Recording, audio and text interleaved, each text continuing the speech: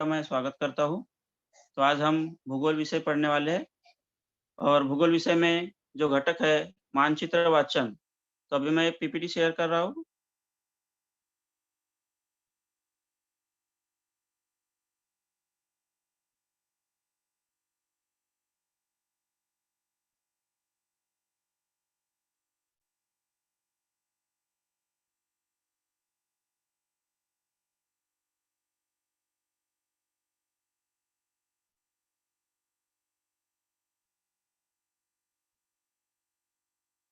तो बच्चों, आज का हमारा विषय है मानचित्र वाचन, भारत और ब्राज़ील।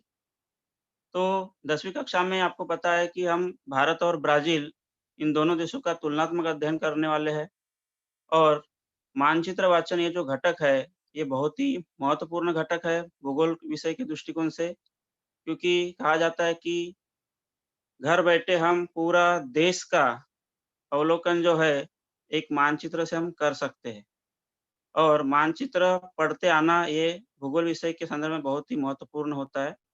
जिस बच्चों को मानचित्र पढ़ते नहीं आता वो बाकी के जो क्वेश्चन है मानचित्र के आधारित बहुत सारे प्रश्न जो है वो भूगोल विषय में रहते हैं। जैसे मानचित्र भरना है, उसी प्रकार पूछे गए प्रश्नों के उत्तर लिखना, ये सारे क्वेश्चन जो है मानचित्र के आधार पे होते हैं। तो भूगोल विषय के आंसर लिखते समय भी कई संदर्भ में हमको मानचित्र दिखाना पड़ता है। तो देखेंगे आज मानचित्र वाचन इस घटक पे आधारित मानचित्र का वाचन कैसे करना है और प्रश्नों के उत्तर कैसे ढूँढना है, ये हम कुछ उदाहरण के साथ देखने वाले हैं। तो सबसे पहले हम देखेंगे कि मानचित्र किसे कहते हैं? इसकी व्याख्या क्या है कि बच्चों देखो, यहाँ पे बताया है कि पृथ्वी की सतह या किसी भाग का मान आधार पर खींचा गया चित्र मानचित्र कहलाता है। पृथ्वी के छोटे-छोटे क्षेत्र जैसे देश है, राज्य है, जिला है व गाँव मानचित्र के रूप में दर्शाकर उनका अध्ययन किया जाता है। कि किसी भी क्षेत्र का अगर हमको अध्ययन करना है, कोई देश होगा, एक आधा राज्य है या जिला है, तो हम क्या कर सकते हैं कि उस जिले का या क्षेत्र के मानचित्र की सहायता से हम काफ़ी जानकारी का अध्ययन कर सकते हैं। तो अभी हम मानचित्र के प्रमुख कुछ घटक जो होते हैं, अंग, उनके बारे में जानकारी प्राप्त करेंगे क्योंकि मानचित्र पढ़ने के पहले मानचित्र के सारे अंगों को समझना बहुत ही ज़रूरी है।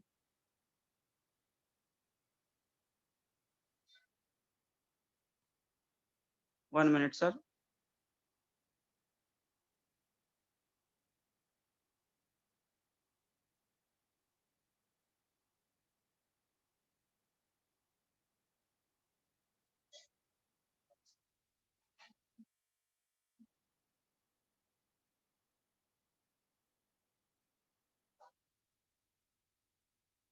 तो बच्चों यहाँ पे एक आपको मानचित्र दिखाई दे रहा है। यहाँ पे इस मानचित्र के सहायता से आपको कुछ यहाँ अंगों को हम समझाने की कोशिश करेंगे। तो देखो, यहाँ पे ब्राज़ील का ये मानचित्र है और इस मानचित्र में क्या दिखाया गया है कि ब्राज़ील के मुख्य प्राथमिक व्यवसायों के बारे में हमको जानकारी पढ़ना है। और साथ ही साथ यहाँ पे कुछ सांकेतिक चिन्ह भी आपको दिखाई दे रहे हैं। जैसे सूची दिया है, खेती, खेती की प्रमुख फसलें कौन-कौन सी है, उन फसलों का वितरण यहाँ पे दर्शाया गया है। तो कौन-सी फसल कहाँ पे उगाई जाती है और कुछ खानकाम व्यवसाय के बारे में है, जैसे खनन कार्य है, पशुपालन है, मछली पकड़ना है और सागर प्रवाह। तो ये सारी चीज़ें क्या है, उसको समझना ज़रूरी है। तो हम पहले मानचित्र के अंगों के बारे में देखेंगे। तो बच्चों, मानचित्र का प्रमुख अंग है पहला, वो है मानचित्र का शीर्षक और उपशीर्षक। इसको इंग्लिश में हम क्या कहते हैं, टाइटल एंड सबटाइटल। तो देखो बच्चों, मानचित्र में आपको ये जो शीर्षक दिया है, ब्राज़ील मुख्य प्राथमिक व्यवसाय। तो आपको यहाँ स्क्रीन पे दिखाई दे रहा है, ऊपर के दाहिनी ओर ब्राज़ील, ये जो मानचित्र दिया गया है किस देश का है? ब्राज़ील देश का। तो मानचित्र के शीर्षक से हम उस ये मानचित्र किस देश का है, ये हमें पता चलता है। और जो नीचे दिया है मुख्य प्राथमिक व्यवसाय, इसको हम क्या कहते हैं? उपशीर्षक। तो उपशीर्षक से हमें क्या पता चलता है कि ये जो मानचित्र है, हमें किस चीज़ की जानकारी दे रहा है। तो इस मानचित्र में उपशीर्षक क्या है? मुख्य प्राथमिक व्यवसाय। तो यहाँ पे ब्राज़ील में जो प्रमुख फसलें हैं, ये कहाँ-कहाँ उगाई जाती है, इसका विस्तार से वितरण यहाँ पे हम इस सूची के माध्यम से यहाँ पे देख सकते हैं। तो ब्राज़ील मानचित्र के प्रमुख अंग में मानचित्र का शीर्षक और उसका उपशीर्षक ये जानना बहुत ही ज़रूरी होता है। इससे हमें क्या मालूम पड़ता है कि दिया गया मानचित्र किस देश का है और इसमें क्या जानकारी दिखाई गई है। दूसरा देखेंगे दिशा, डायरेक्शन। ये महत्वपूर्ण अंग है मानचित्र का, क्योंकि किसी भी मानचित्र को पढ़ना है तो सबसे पहले हमको दिशा जानना ज़रूरी है। देखो बच्चों, मानचित्र में हमेशा आपको एक एरो दिया रहता है और उस एरो में ऊपर लिखा रहता है नॉर्थ या उत्तर, यानी ऊपर की जो दिशा है मानचित्र की वो उत्तर की दिशा दर्शाता है। आपको मानचित्र में अगर दिखा हो, देखो यहाँ पे एरो दिया है और ये एरो ऊपर में क्या लिखा है? उत्तर दिशा, मतलब मानचित्र की ऊपर की दिशा क्या है? उत्तर है। तो एक दिशा हमको अगर जब पता चल गई तो बाकी की दिशा का भी हम पता लगा सकते हैं। तो ये ब्राज़ील के मानचित्र में देखो, ये उत्तर का ऊपर का भाग जो है उत्तर दिशा है, नीचे दक्षिण, इसमें पूर्व और पीछे में पश्चिम दिशा। तो इस तरह से दिशा अगर हमको पता है तो हम कौन-सा भाग मानचित्र में घटक कहाँ पे दिखाया गया है और इसके ऊपर जो सवाल पूछे जाते हैं इसका अच्छे से हम अंदाज़ा लगा सकते हैं। तो यहाँ मानचित्र में देखो बच्चों, ये जो दिशा का डायग्राम दिया है कि किस तरह से दिशा निश्चित की जाती है। सबसे ऊपर उत्तर, फिर दक्षिण, पूर्व, पश्चिम और उसकी उपदिशाएँ भी हैं यहाँ पे ईशान्य, वायव्य, नैऋत्य और आग्नेय। तो तीसरा अंग हम देखने वाले हैं पैमाना, स्केल। अब पैमाना क्या है कि यहाँ पे बच्चों मानचित्र में आपको नीचे एक स्केल दिया रहता है जिसमें 0 से 200, 400, 600, 800 इस तरह से स्केल दिया रहता है और नीचे लिखा है किलोमीटर। अब इसका अर्थ क्या होगा कि मानचित्र में जो अंतर दूरी दिखाई गई है 0 से 200, इसका मतलब मानचित्र का 1 सेंटीमीटर ये जो जगह है, वो ज़मीन का प्रत्यक्ष अंतर कितना दिखाती है? 200 किलोमीटर। यानी पैमाना जितना बड़ा रहेगा उतना मानचित्र का जो आकार है वो छोटा रहता है और पैमाना जितना छोटा रहेगा उतना मानचित्र का आकार हम बड़ा रख सकते हैं। तो ये दूरी जानने के लिए होता है कि मानचित्र में दिया हुआ जो प्रदेश है, वो 1 सेंटीमीटर का जो एरिया है मानचित्र का, वो ज़मीन का प्रत्यक्ष कितना अंतर दिखा रहा है। तो यहाँ पे मानचित्र स्केल से हम समझ सकते हैं 200, 400, 2 सेंटीमीटर यानी 400 वो बढ़ते जाएगा इस तरह से। आगे देखेंगे,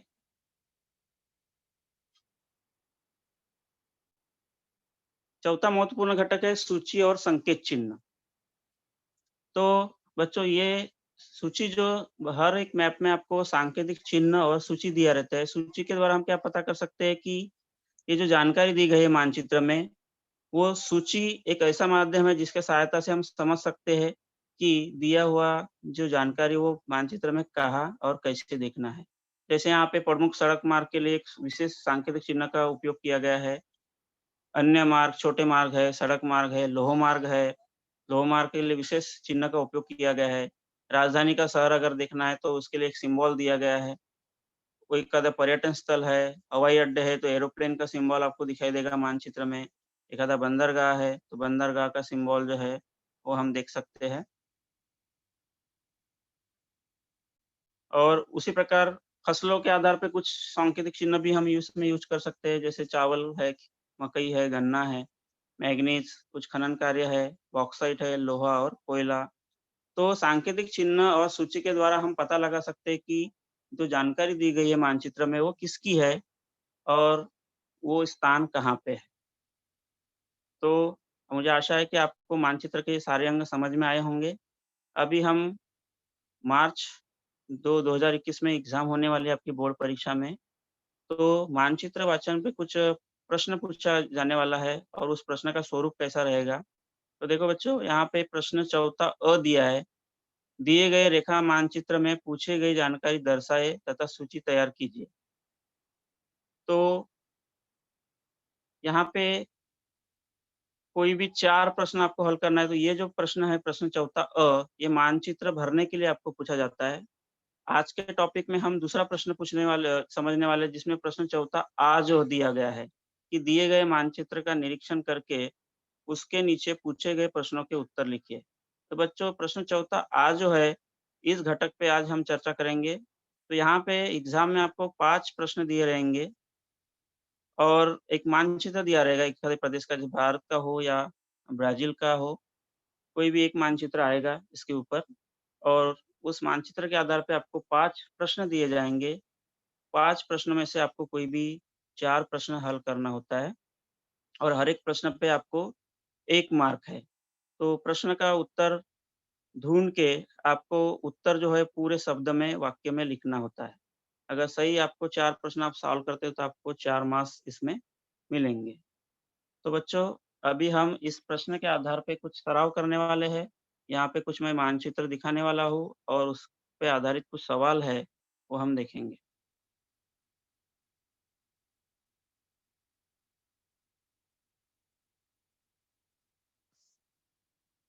1 मिनट बच्चों, कुछ प्रॉब्लम है, पेन नहीं आ रहा है मेरे को।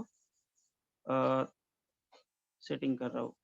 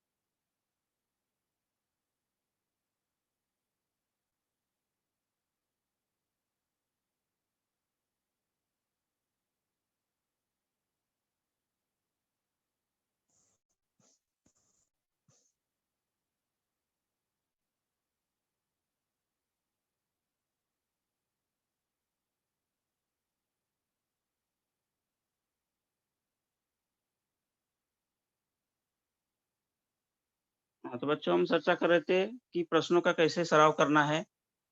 अब देखो बच्चों, यहाँ पे भारत का एक राजनीतिक मानचित्र आपको दिखाई दे रहा है। अ, और इस मानचित्र में क्या जानकारी हम देखना है, इससे शीर्षक से हम पता लगा सकते हैं कि ये जो मानचित्र दिया गया है, भारत का राजनीतिक मानचित्र है। तो इस मानचित्र में प्रमुख अंतर्राष्ट्रीय सीमा जो है देश की, कुछ राज्य और केंद्र शासित प्रदेश की सीमाएँ दी गई है, देश की राजधानी क्या है वो दिया है, केंद्र शासित प्रदेशों के नाम दिए गए हैं। तो अभी इस मानचित्र के आधार पे कुछ प्रश्न हम देखने वाले हैं। जैसे प्रश्न यहाँ पे आपको दिखाई दे रहे हैं। पहला प्रश्न मैं पढ़ने जा रहा हूँ कि भारत के पूर्व में कौन-सी खाड़ी है? तो मानचित्र को अच्छे से आपको देखना है। आप ज़ूम करके देख सकते हो कि भारत को अब दिशा जो है, आपको पता है कि कैसे मानचित्र में दिशा दिखाई जाती है। तो पूर्व में आप देखोगे तो यहाँ पे एक बच्चों देखो, बंगाल की खाड़ी दिखाई दे रही है, यानी महासागर। तो इसका सही आंसर हमको क्या लिखना है कि भारत के पूर्व में बंगाल की खाड़ी है। दूसरा प्रश्न देखेंगे, भारत के दक्षिण में कौन-सा महासागर है? अब मानचित्र में हम दक्षिण दिशा में अगर देखेंगे, तो आपको दक्षिण में कौन-सा महासागर दिखाई दे रहा है? इसको ज़ूम करके आप देखो, तो यहाँ पे देखो दक्षिण में हिंद महासागर दिखाई दे रहा है।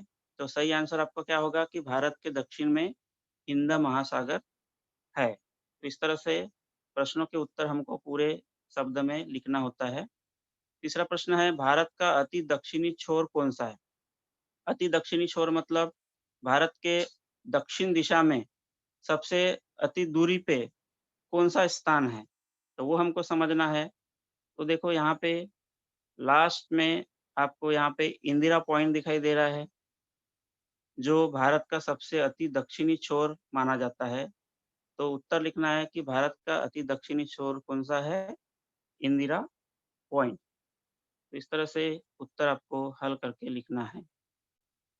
नेक्स्ट क्वेश्चन देखेंगे, भारत की राजधानी का शहर कौन-सा है? अब सभी को पता है भारत की राजधानी क्या है, फिर भी मानचित्र में हम सही स्थान जो है वो देखना ज़रूरी है कि राजधानी का शहर कौन-सा है यहाँ पे।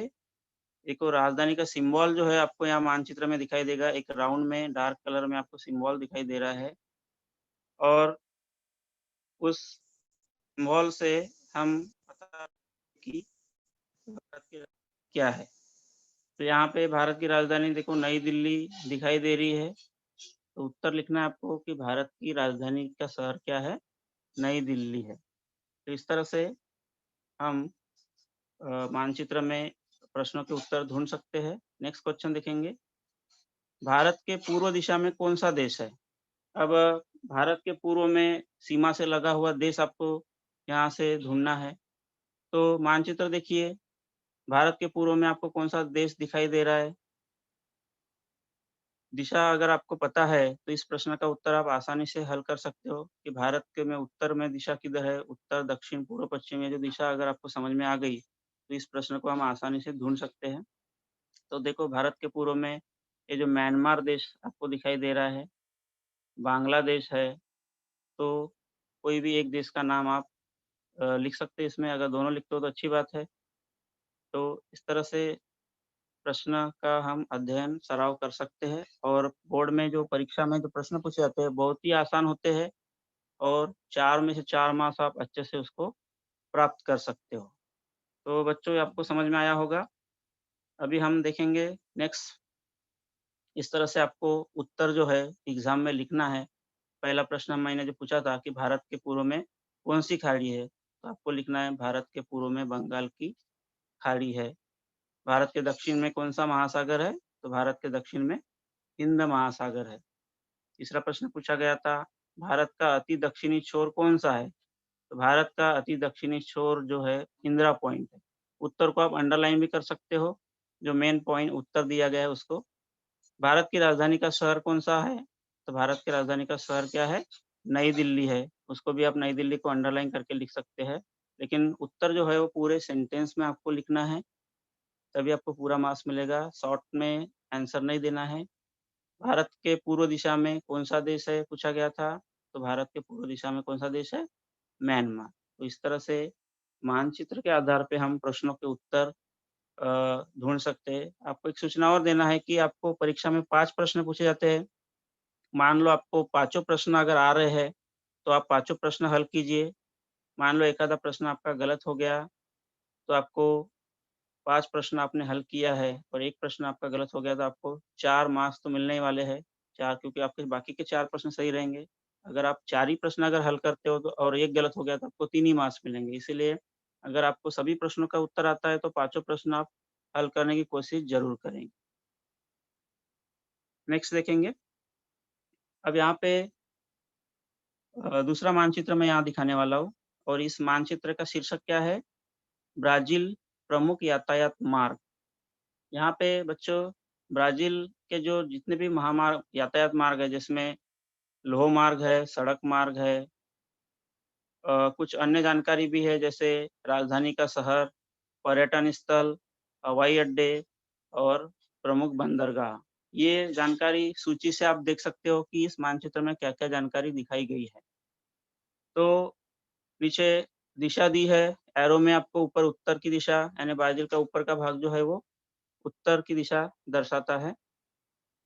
तो इस मानचित्र के आधार पे कुछ प्रश्न के हम प्रश्न उत्तर देखने वाले हैं, ढूँढने की कोशिश करेंगे।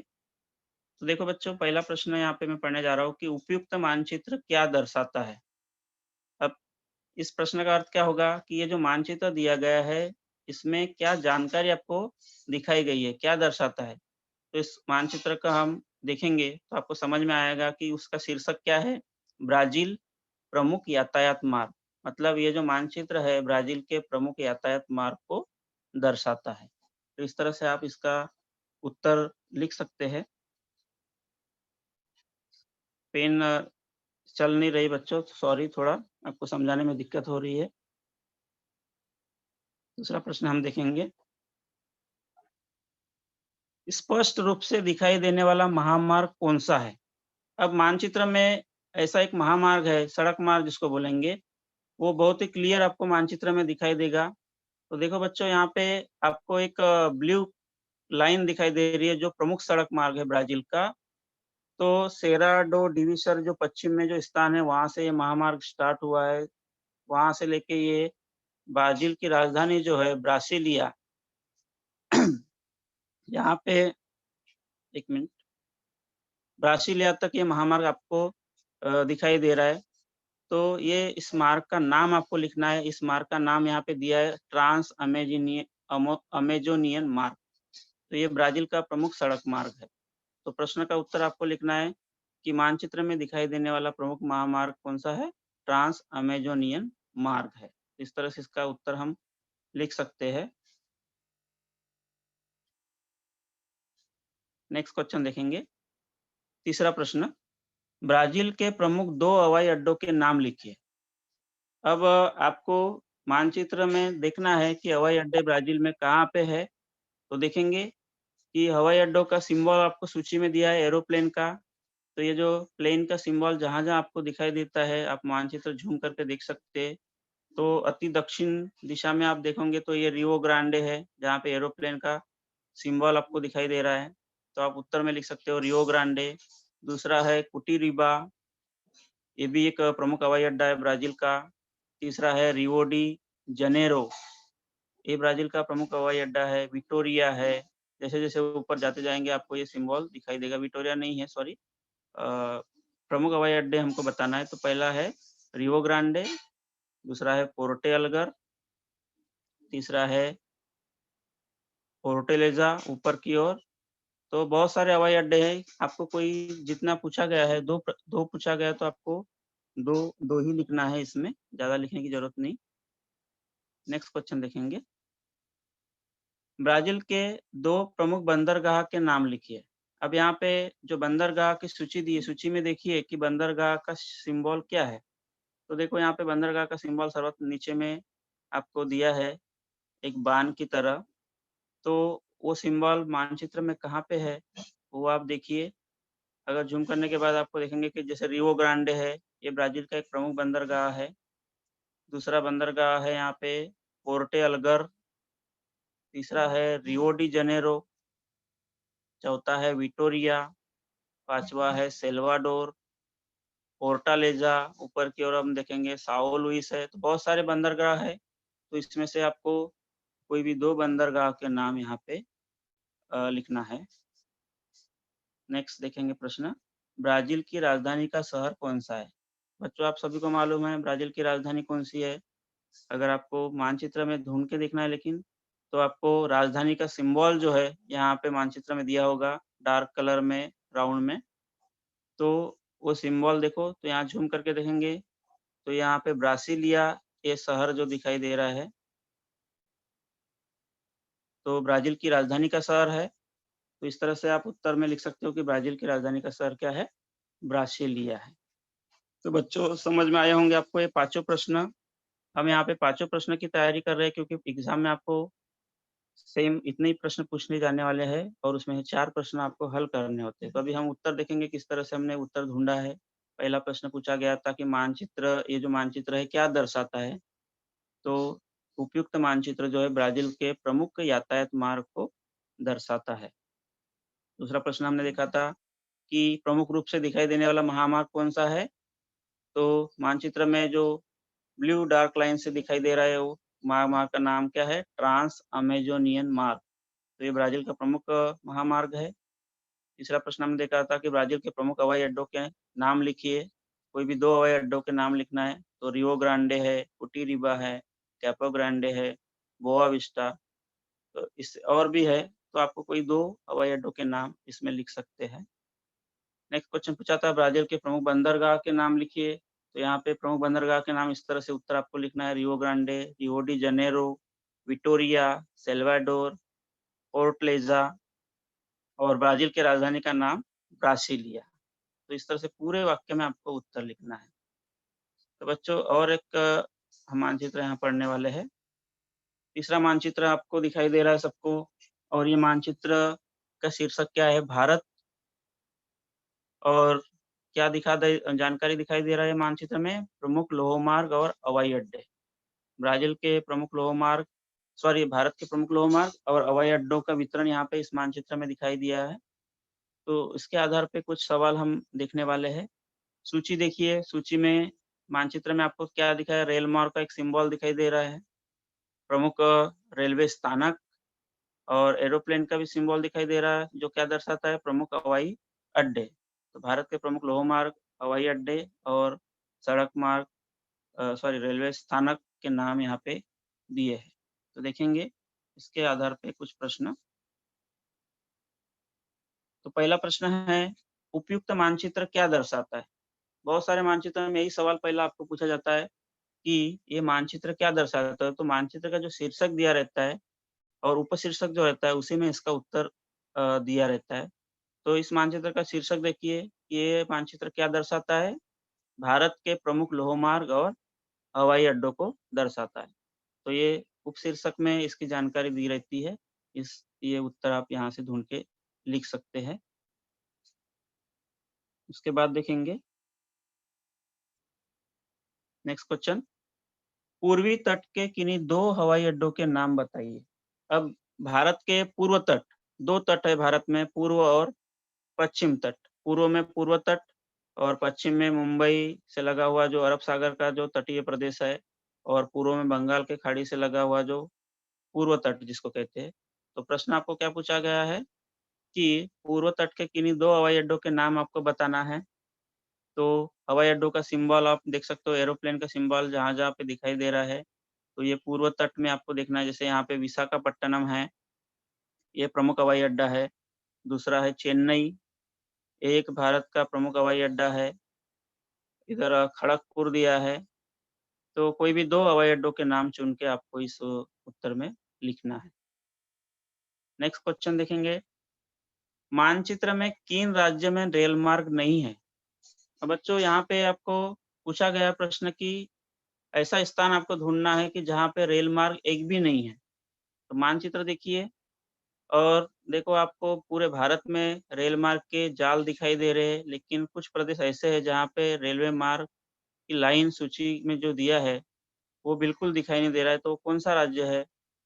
तो वो ढूँढ के लिखना है। तो सबसे उत्तर में अगर हम जाएँगे, तो देखो ये जो जम्मू कश्मीर राज्य है, उत्तर में जम्मू तवी जो लिखा है यहाँ पे शिमला के आस-पास का, तो जम्मू कश्मीर के राज्य में ज़्यादा रेलवे मार्ग का जाल नहीं दिखाई देता। उसका कारण क्या हो सकता है कि ये जो पर्वतीय प्रदेश है, हिमाच्छादित प्रदेश है और उसके कारण वहाँ पे रेलवे मार्ग के जाल बिछाने में काफ़ी परेशानी होती है और खर्चीला काम है, इसलिए यहाँ पे रेलवे मार्ग का जाल जो है वो बहुत कम दिखाई देते हैं। तो आपको रि कारण में ये प्रश्न आता है कि भारत के जम्मू कश्मीर राज्य में रेलवे मार्ग के जाल कम दिखाई क्यों देते हैं? तो आप लिख सकते हैं इसमें। नेक्स्ट क्वेश्चन देखेंगे, भारत के सुदूर दक्षिण में रेलवे स्थानक का नाम बताइए। अब भारत के अति दक्षिण दिशा में रेलवे स्थान कौन-सा है? तो भारत के दक्षिण में अगर हम देखेंगे, तो यहाँ पे देखिए बच्चों, अति दक्षिण में रेलवे स्थानक का सिंबल आप देख सकते हो। तो यहाँ पे कन्याकुमारी आपको दिखाई देगा। ये भारत का अति दक्षिण छोर है। तो आप उत्तर लिख सकते हो कन्याकुमारी। ये भारत का अति दक्षिण वाला रेलवे स्थानक है। तो इस तरह से और 5वां प्रश्न है, मुंबई मंगलुरु के बीच कौन-सा प्रमुख रेलवे स्थानक है? अब ये जो प्रश्न का उत्तर आपको कैसे ढूँढना है? सबसे पहले हमको मुंबई का स्थान ढूँढना है मानचित्र में और मंगलुरु कहाँ पे है, वो हम देखेंगे। तो यहाँ पे देखो मुंबई भारत के पश्चिम में और मंगलुरु, इन दोनों के बीच में एक रेलवे स्थानक जो है, एक ही रेलवे स्थानक है जो है वो वास्को दी गामा। आपको मानचित्र में दिखाई देगा होगा। तो ये आपको लिखना है कि मुंबई और मंगलुरु के बीच में जो रेलवे स्थानक है उसका नाम क्या है? वास्को दी गामा। तो इस तरह से ये 5 प्रश्न अभी हमने देखा है, मुझे आशा है कि आपको ये समझ में आया होगा। तो उत्तर कैसे लिखोगे? आदर्श उत्तर इस तरह से होने चाहिए आपके। पहला प्रश्न हमने पूछा था कि उपयुक्त मानचित्र क्या दर्शाता है? तो आपको उत्तर पूरे वाक्य में लिखना है कि उपयुक्त मानचित्र जो है, वो भारत के प्रमुख रेल मार्ग तथा हवाई अड्डे दर्शाता है। दूसरा प्रश्न हमने पूछा था कि भारत के पूर्व तट के 2 प्रमुख हवाई अड्डों के नाम लिखिए। तो हमने 2 पूर्व हवाई अड्डों के नाम देखा था, चेन्नई और विशाखापट्टनम। तीसरा प्रश्न हमने देखा मानचित्र में ऐसा कौन-सा राज्य है जिसमें बिल्कुल रेल मार्ग नहीं है या बहुत कम है? तो वो राज्य कौन-सा है? सबसे उत्तर में हमने देखा था जम्मू और कश्मीर। चौथा प्रश्न हमने देखा था भारत के दक्षिण में कौन-सा रेलवे स्थानक है, अति दक्षिण में? तो वो है कन्याकुमारी। तो आपको इस तरह से उत्तर लिखना है। पाँचवा प्रश्न देखा था हमने मुंबई बंगलुरु के बीच में कौन-सा रेलवे स्थानक है? तो वास्को दी गामा।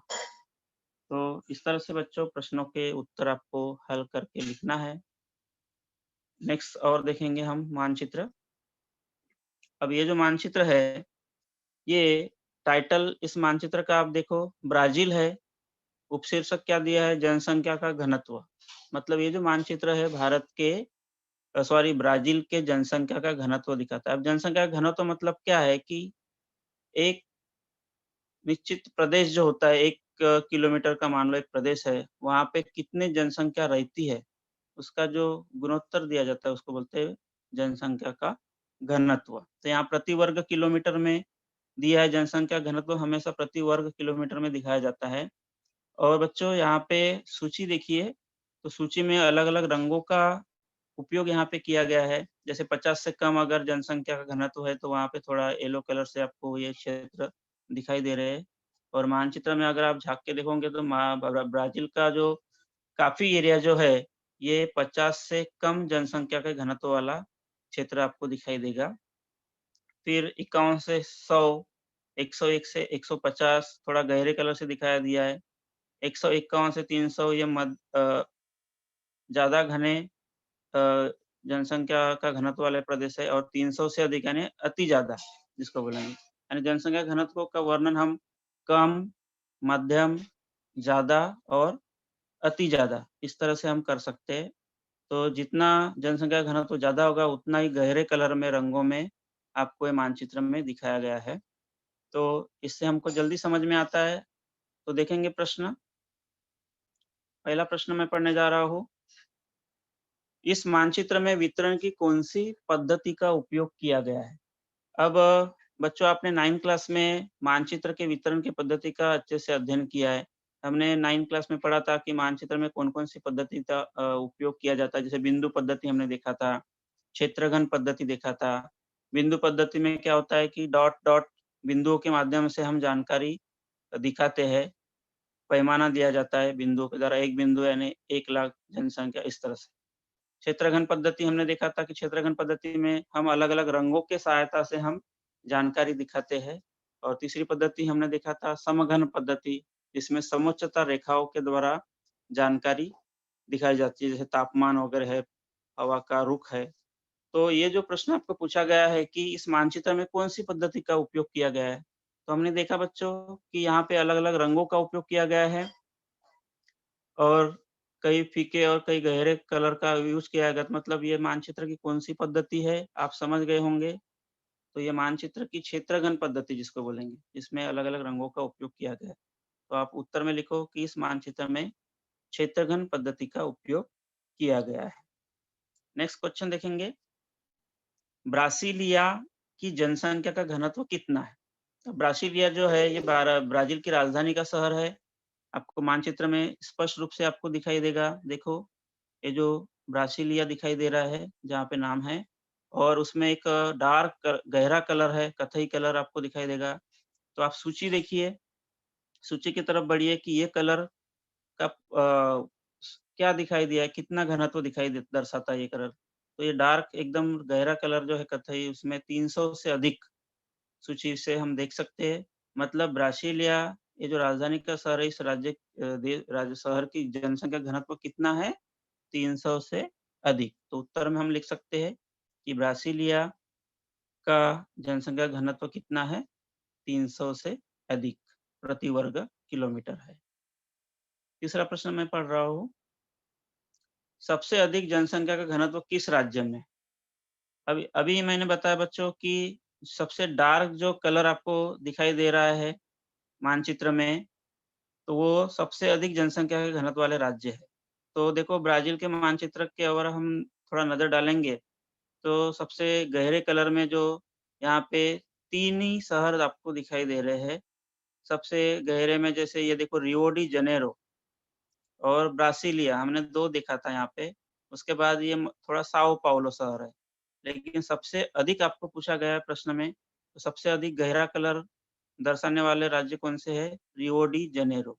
ब्राज़ील के पूर्व दिशा में देखिए, तो आपको उत्तर मिलेगा रियो डी जनेरो। तो इस प्रश्न का उत्तर क्या रहेगा?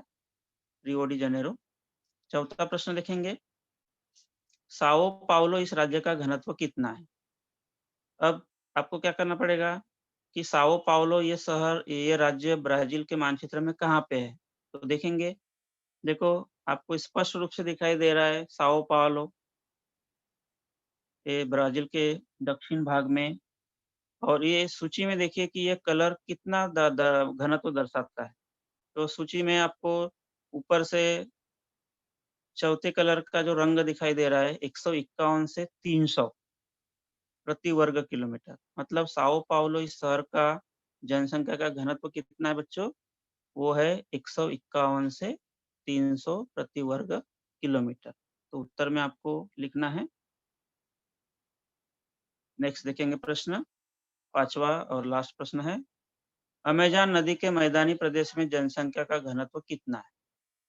अब ब्राज़ील के मानचित्र में अगर देखेंगे, आपको प्राकृतिक मानचित्र आपने देखा होगा, किताब में आपको दिया है। तो अमेज़न का मैदानी प्रदेश जो है ब्राज़ील के उत्तरी भाग में है। जो मैं यहाँ पे ज़ूम करके देख रहा हूँ, ये जो एरिया दिखाई दे रहा है, वो अमेज़न नदी के मैदानी प्रदेश का वितरण दर्शाता है। और ये जो कलर है आपको दिखाई दे रहा है सूची में, आप देख सकते हो येलो कलर जो है, वो कितना दर्शा रहा है? 50 से कम।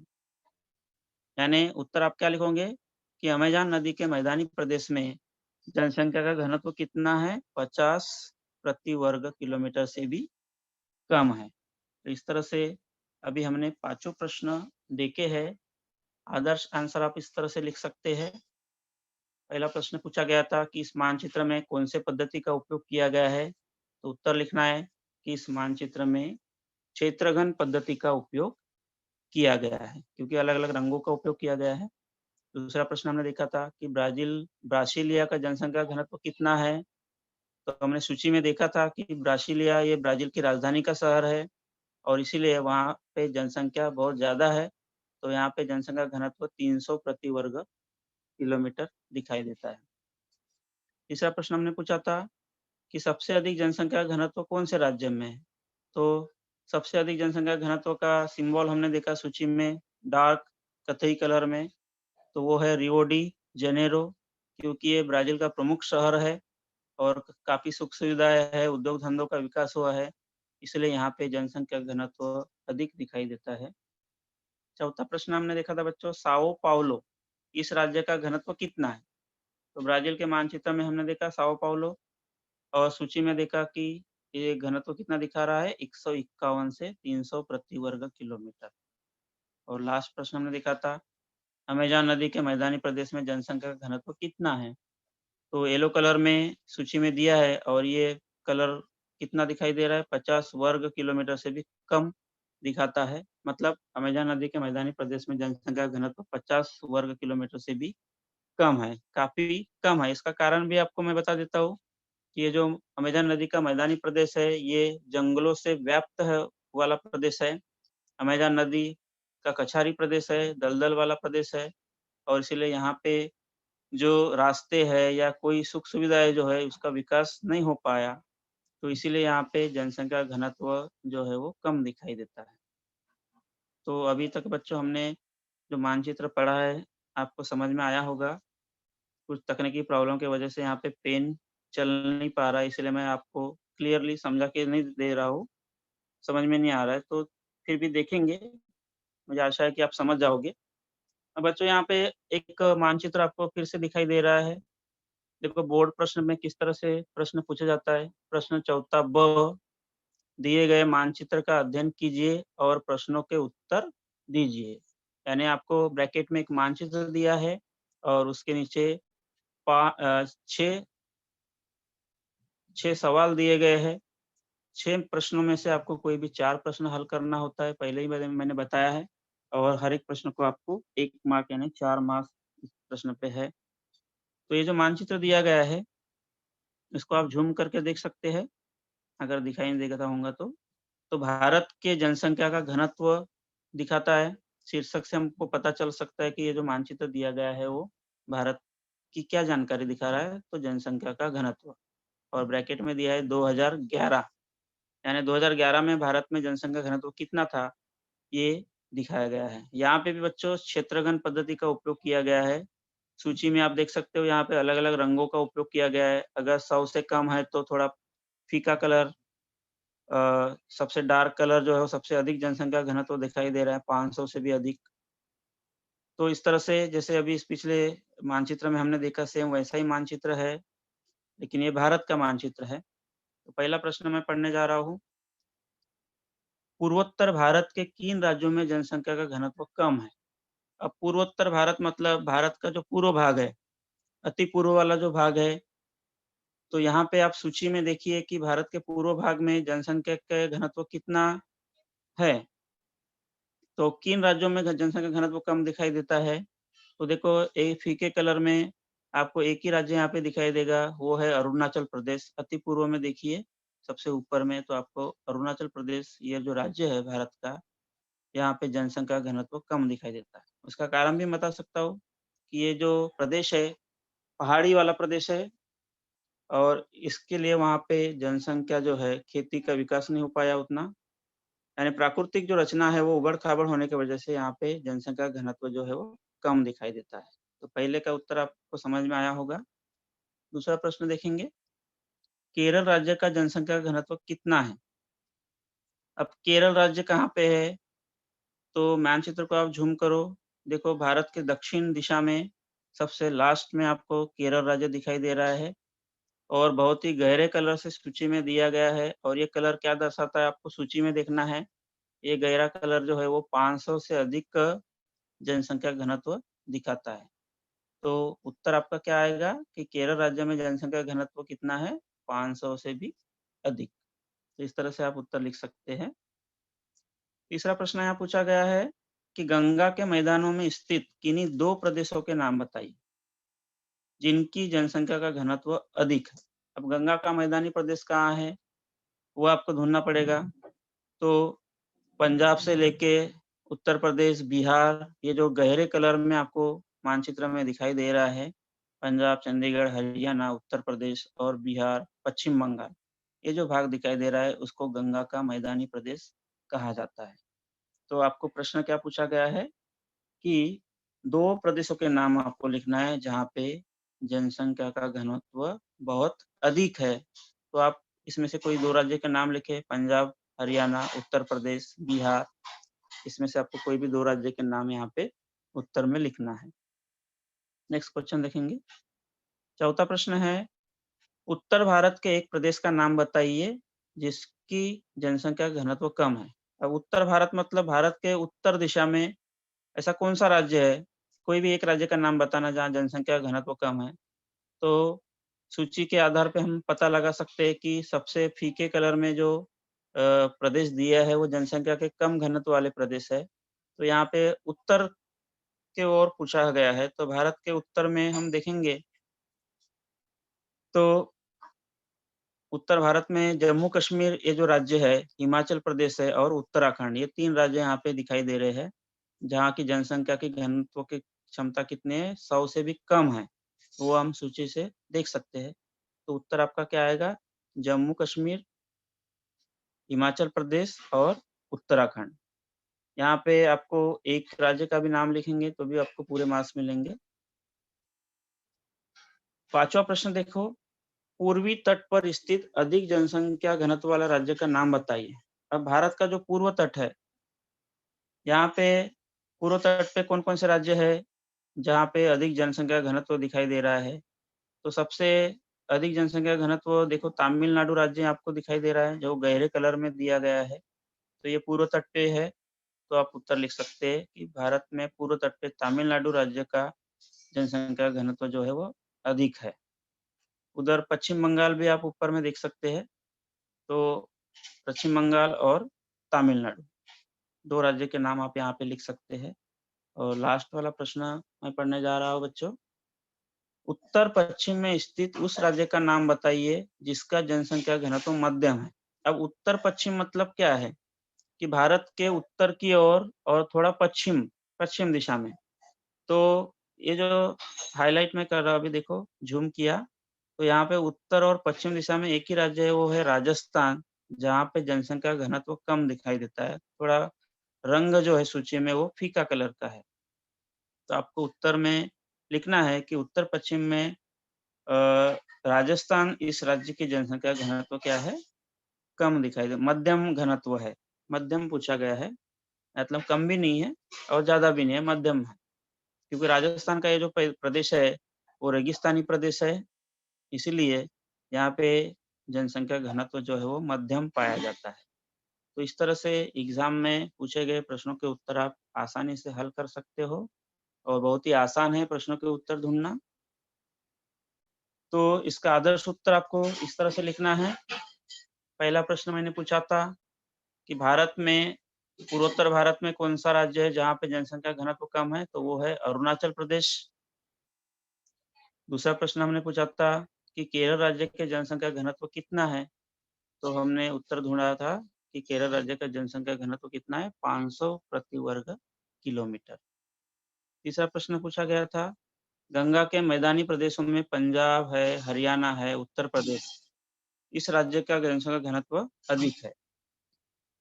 चौथा प्रश्न हमने पूछा था कि महाराष्ट्र राज्य का जनसंख्या घनत्व कितना है? तो मानचित्र में आप देख सकते हो कि महाराष्ट्र राज्य कहाँ पे है?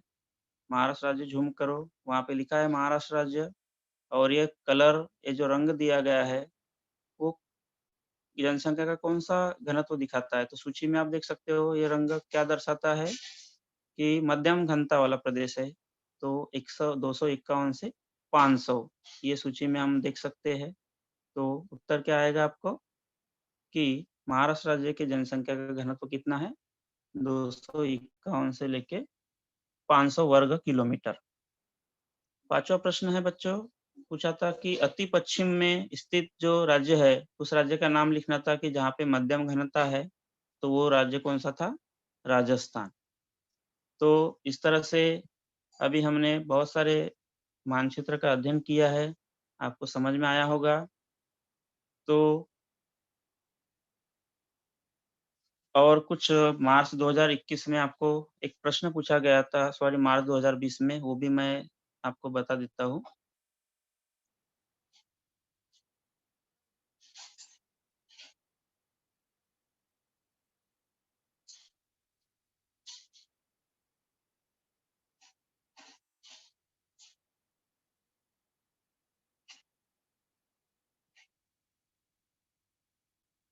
तो ये मानचित्र देखिए बच्चों, ये जो प्रश्न है आपको मार्च 2020 की जो बोर्ड एग्ज़ाम हुई थी, वहाँ पे ये सवाल आया था। प्रश्न प्रश्न चौथा जो है, इसमें ब्राज़ील का मानचित्र दिया गया है और इस मानचित्र का अध्ययन कीजिए तथा उसके नीचे पूछे गए प्रश्नों के उत्तर आपको लिखना है। कोई भी 4 ब्रैकेट में सूचना दी है, कोई भी 4 प्रश्न आपको हल करना है 4 मार्क के लिए।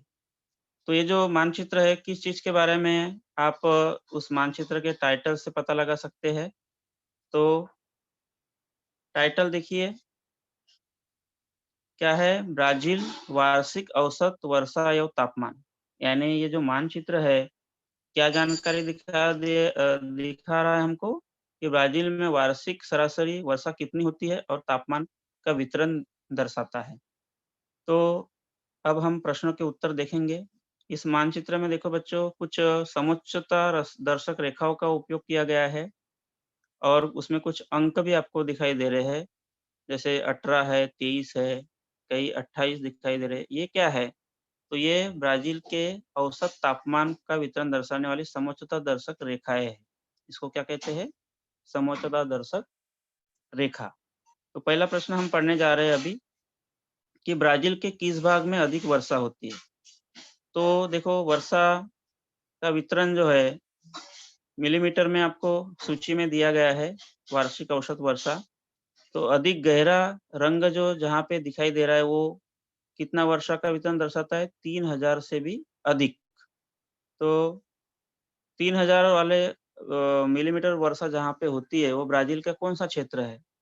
तो वो आपको देखना है। तो देखो यहाँ पे मैं ज़ूम कर रहा हूँ, तो अमेज़न नदी का ये जो मैदानी प्रदेश है उत्तर की ओर, उसके बाद ब्राज़ील का जो पूर्व तट वाला प्रदेश है, पूर्व तटीय प्रदेश, तो यहाँ पे समुद्र तट से लगा हुआ भाग है, इसीलिए हवाओं का रुख जो है बहुत ज़्यादा रहता है। और उसके पीछे ब्राज़ील की मध्यवर्ती उच्च भूमि है, जिसको विशाल कगार कहते हैं। ये क्या करता है, विशाल कगार पर्वतीय भाग है, इसलिए हवाओं को रोकता है, इसलिए ब्राज़ील के पूर्व तट पे क्या होता है, बहुत ज़्यादा पैमाने पे बारिश होती है। तो प्रश्न का उत्तर इसलिए मैं आपको कारण बता रहा हूँ कि आपको प्रश्न का स्वरूप समझ में आना चाहिए, कि ब्राज़ील के किस भाग में अधिक वर्षा होने का कारण क्या हो सकता है। तो उत्तर आपको लिखना है कि ब्राज़ील के कौन से भाग में अधिक वर्षा होती है, तो लिख सकते हो आप ब्राज़ील के पूर्व तटीय प्रदेश जो है और अमेज़न के मैदानी प्रदेश वाला जो भाग है, यहाँ पे अधिक वर्षा होती है। क्योंकि अमेज़न के मैदानी प्रदेश वाला जो प्रदेश है, वहाँ पे वनों से आच्छादित वाला भाग है ये और विषुवतीय प्रदेश में आता है, इसलिए वहाँ पे हर दिन बारिश होती है। दूसरा प्रश्न देखो बच्चों, ब्राज़ील में किन दिशाओं से हवाएँ आती है? अब दिशा पूछा है और हवाओं का रुख पूछा है, तो देखो सूची में आपको सबसे लास्ट में एरो दिया है, प्रमुख हवाएँ। तो एरो देखो आप किस तरह से हवा आ रही है, तो मानचित्र में आप जाके देखो तो उत्तर में आपको एरो दिखाई दे रहे हैं, पूर्व दिशा में भी ब्राज़ील के एरो दिखाई दे रहे हैं और दक्षिण दिशाओं में भी अ, एरो आपको दिखाई दे रहे हैं, बाण दिखाई दे रहे हैं। तो आप उत्तर क्या लिखोगे कि ब्राज़ील में किन दिशाओं से हवाएँ आती है? तो आप लिख सकते हो उत्तर-पूर्व, यानी उत्तर में भी है और पूर्व में भी है, तो उत्तर-पूर्व और दक्षिण-पूर्व। तो इस तरह से इसका आंसर आप लिख सकते हो कि ब्राज़ील में उत्तर-पूर्व और दक्षिण-पूर्व दिशाओं से हवाएँ आती है। तीसरा प्रश्न देखिए, ब्राज़ील में हवाओं के मार्ग में कौन-सा अवरोध निर्माण होता है? मैंने अभी बताया बच्चों आपको चर्चा की कि ब्राज़ील का जो पूर्व तटीय प्रदेश में ज़्यादा वर्षा होती है और उसके पीछे में सेम जो मध्यवर्ती उच्च भूमि है, जिसको हम क्या कहते हैं विशाल कगार। तो विशाल कगार वाला ये जो प्रदेश है, जो ज़ूम करके दिखाया मैं आपको, इसको विशाल कगार का प्रदेश कहते हैं और ये ऊबड़-खाबड़ है, पर्वतीय है, जो हवाओं को रोकता है, इसीलिए पूर्व तट पे अधिक वर्षा होती है और पश्चिम भागों में उसके अवर्षणग्रस्त प्रदेश है। तो उत्तर में आपको लिखना है विशाल कगार। ब्राज़ील में हवाओं के मार्ग में विशाल कगार यानी ब्राज़ील की उच्च भूमि जो है, वो अवरोध निर्मित करता है। चौथा प्रश्न देखेंगे, ब्राज़ील के किस भाग में औसत तापमान कम है? अब तापमान कक्षा आपको देखना है जो समोच्च रेखाओं के द्वारा यहाँ पे दिखाया गया है।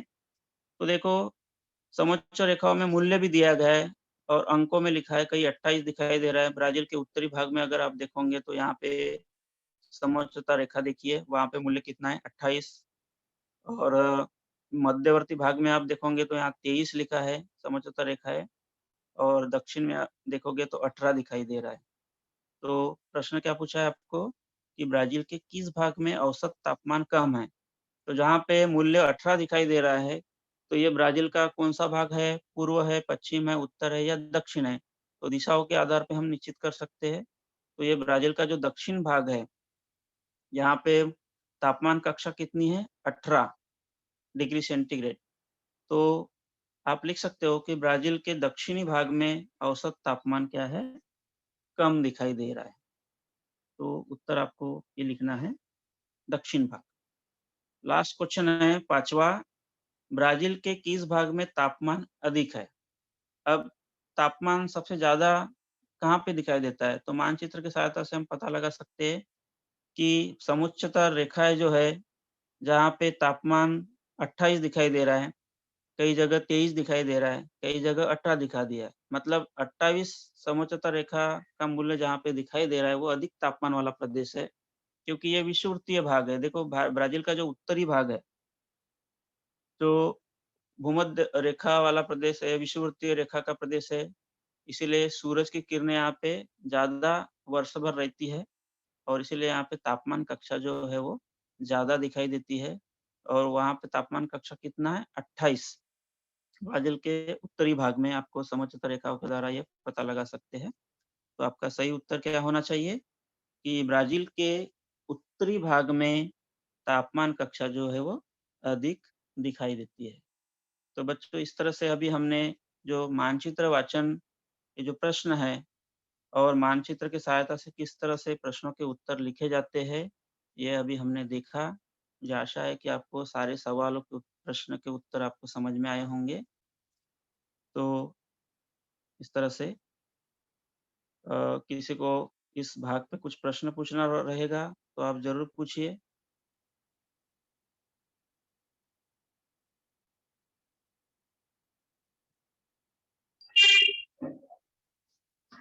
किसी को कोई प्रश्न टॉपिक पूछना है तो आप पूछ सकते हो। किसी का कोई भी प्रश्न हो तो बच्चों पूछ सकते हो आप। बच्चों किसी को समस्या है, प्रश्न समझ में नहीं आया होगा तो ज़रूर पूछिए, क्योंकि ये मानचित्र का ऐसा प्रश्न है जिस पे आपको पूरे अंक मिलने वाले हैं और बहुत ही आसान है ये।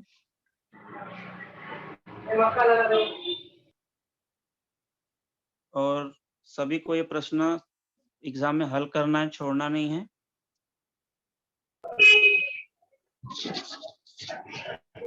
तो आप में से कोई भी सवाल नहीं पूछ रहा है तो सर अभी सेशन लीव कर देंगे। अगर आपको पूछना है तो आप पूछिए, नहीं तो अभी जो नेक्स्ट लेक्चर है वो स्टार्ट होगा। किसी का कोई भी प्रश्न है तो पूछ सकता है। बच्चों किसी को शंका है, पूछिए ज़रूर।